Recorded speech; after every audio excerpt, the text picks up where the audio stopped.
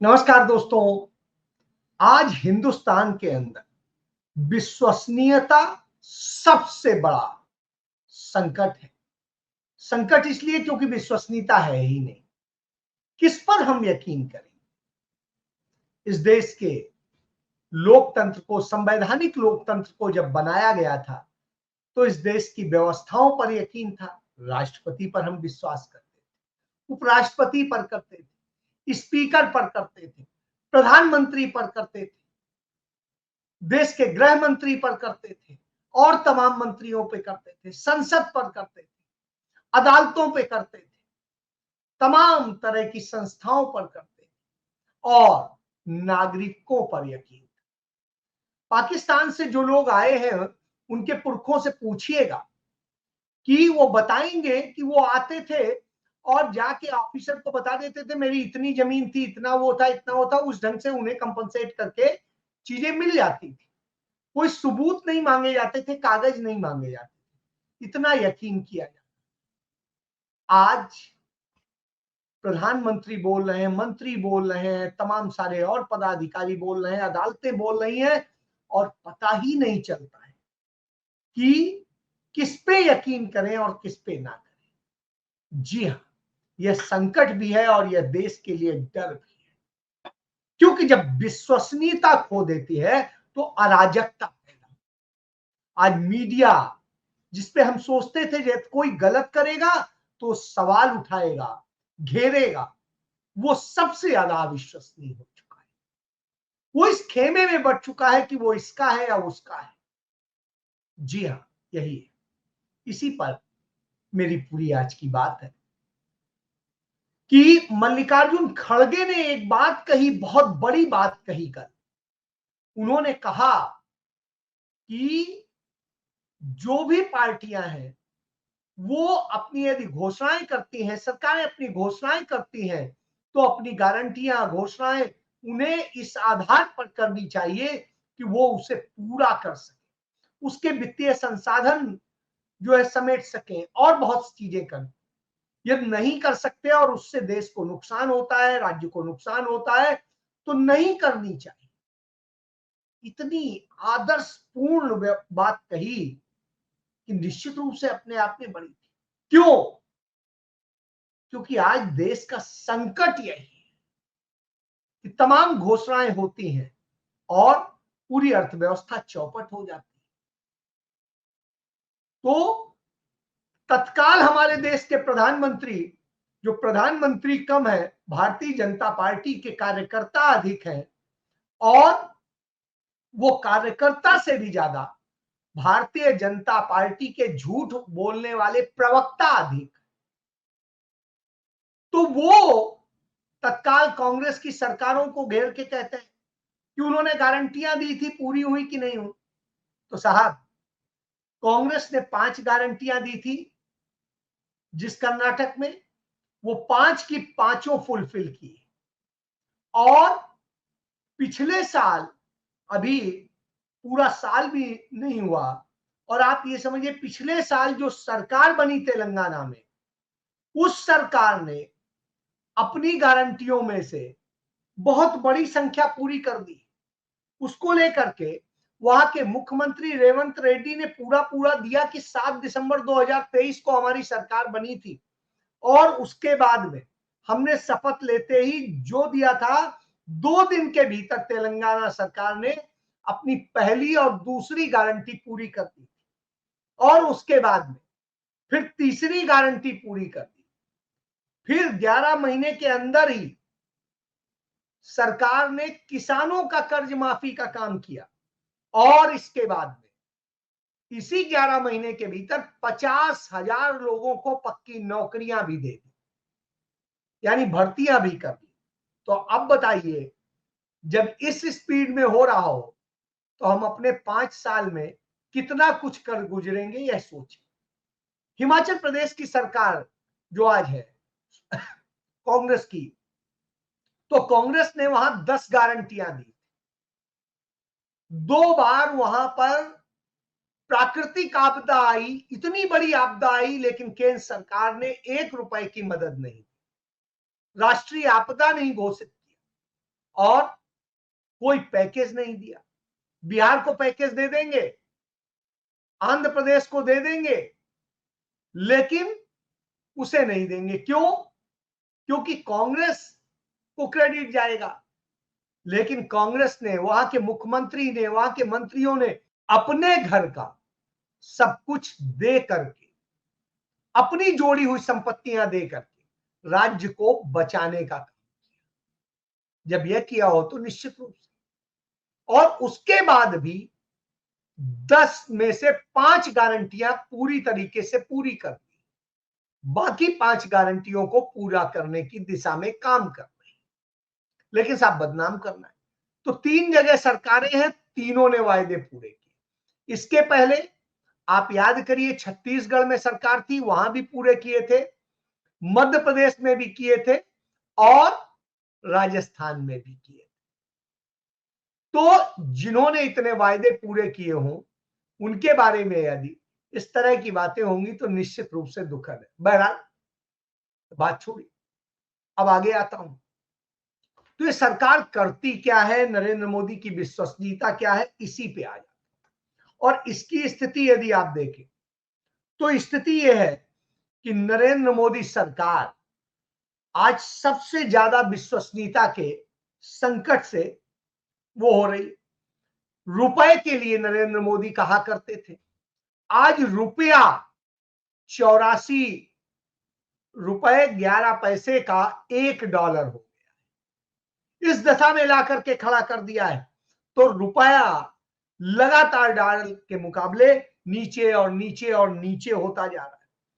फिर आप देखिए, विश्व गुरु बनने की बात कह रहे थे, डंका बजा रहे थे पूरी दुनिया में, और डंका ऐसा बजा कि बड़े बड़े देशों को छोड़िए, नेपाल जैसा देश हमें आंख दिखा रहा है और अपने रुपए में जो नया अपने देश का नक्शा बना रहा है, उसमें भारत के कई हिस्सों को अपना हिस्सा बता रहा है।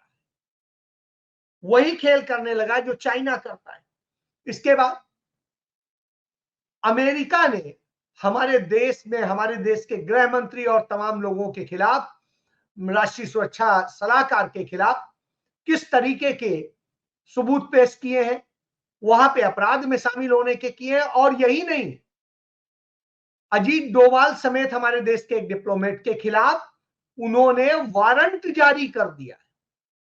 और अब कनाडा ने हमारे देश के तमाम सारे उसको खत्म करके स्थिति ये करी कि हमारी जो बनाई हुई साख थी, उस साख को खत्म किया है।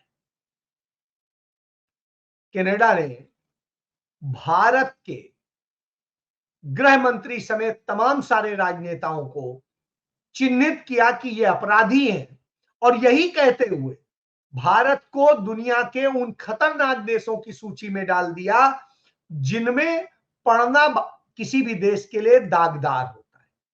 और अमेरिका ने हमारे देश की 19 कंपनियों पर प्रतिबंध लगा दिया। अब आप सोचिए, इस दशा में हम आके खड़े हो जा रहे हैं और प्रधानमंत्री हमारे जाते हैं, तुरंत गले पड़ जाते हैं।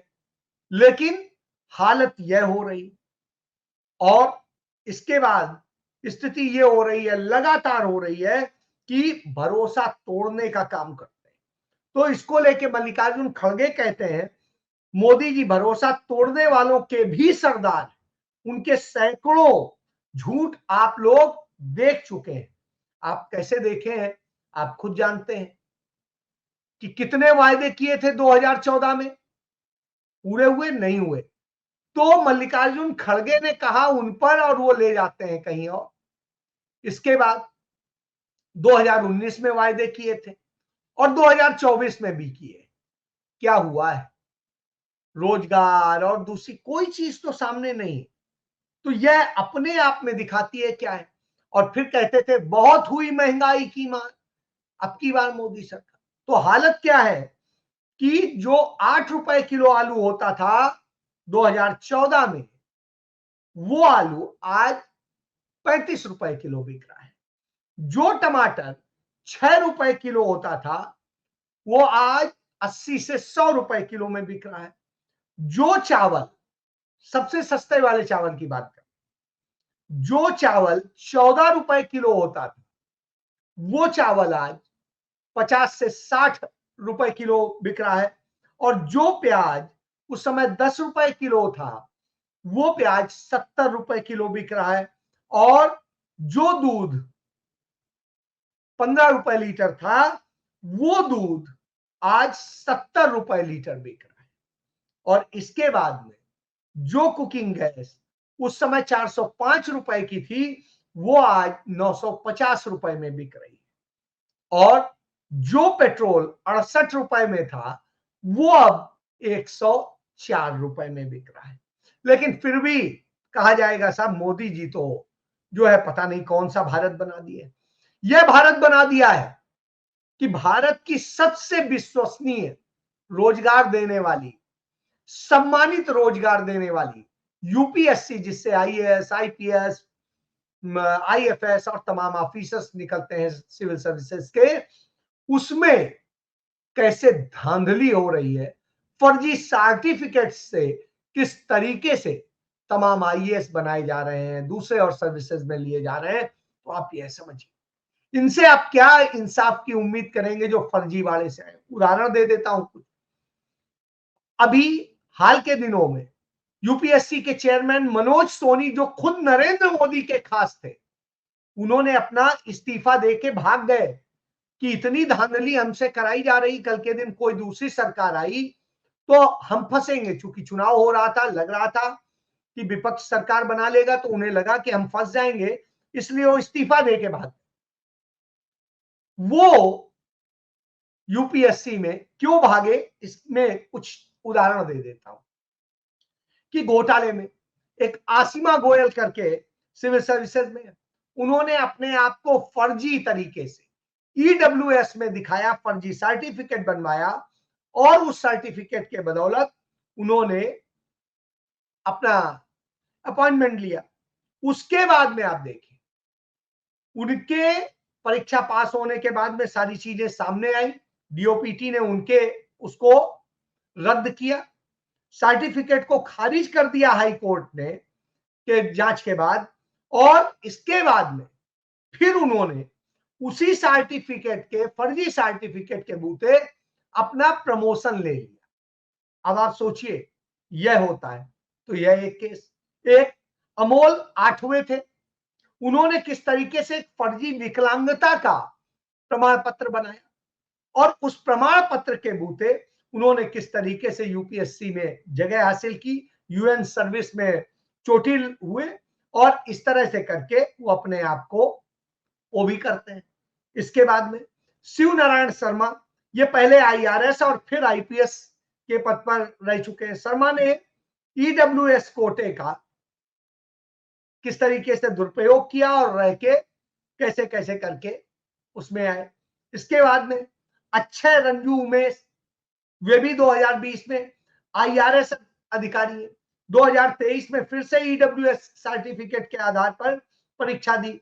और ये असल में एक रिच फैमिली से है, कहां से ये ईडब्ल्यूएस में आ गई तो आप समझ सकते हैं। पूजा खेड़कर बड़ा आजकल चर्चा में रहा था अभी पीछे कि उन्होंने किस तरीके से दुरुपयोग करने की कोशिश की, जब जांच हो गई, बवाल हुआ, तो उनकी रद्द कर दी गई सब चीजें। तो यह स्थिति है कि आज विश्वसनीय कौन, तमाम राज्यों की जो परीक्षाएं हैं भर्ती की, तमाम में पेपर लीक होते हैं, तमाम में कहीं पर कोई और गड़बड़ी होती है, कोई और चीज होती है। चुनाव आयोग पूरी तरह से विश्वसनीयता खो चुका है।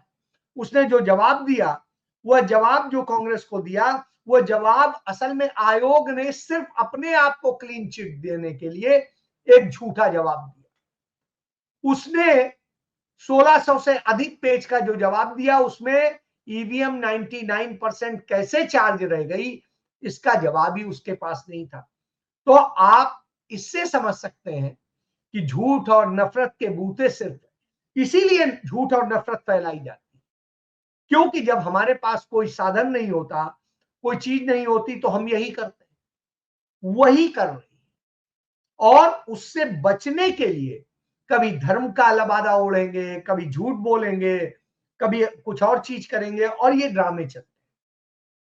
अब आता हूं, सुप्रीम कोर्ट जिस तरीके से भ्रष्टाचार के मॉडल में और सारी चीजें झूठ के मॉडल में चलता है, उसको अभी हमने प्रमाण देखा। उसका एक छोटा सा वीडियो भी दिखा देता हूं कि आप देखिए। ये 5 जस्टिसेज हैं, इन्हीं जस्टिसेज ने कानून की हत्या करके तमाम सारे जजमेंट दिए, जो आज भारत की न्यायपालिका पे एक धब्बा बनते हैं। इनमें जस्टिस गोगोई भी हैं, बोबड़े भी हैं, और जस्टिस डीवाई चंद्रचूड़ भी हैं, नासिर साहब भी हैं, और इस तरीके से जजेज हैं। तो आप सोचिए, जो ये जजेज हैं, इनसे आप क्या उम्मीद करेंगे? तो जज की विश्वसनीयता नहीं, चुनाव आयोग की विश्वसनीयता नहीं, भर्ती के सबसे बड़े आयोग की विश्वसनीयता नहीं, प्रधानमंत्री की विश्वसनीयता नहीं, राष्ट्रपति की विश्वसनीयता नहीं, उपराष्ट्रपति की विश्वसनीयता नहीं, स्पीकर की विश्वसनीयता नहीं। तो ये अविश्वास इस देश के लोकतंत्र में आ गया है। और जब अविश्वास आ गया और झूठ आ गया, तो क्या कहें, क्यों आता है?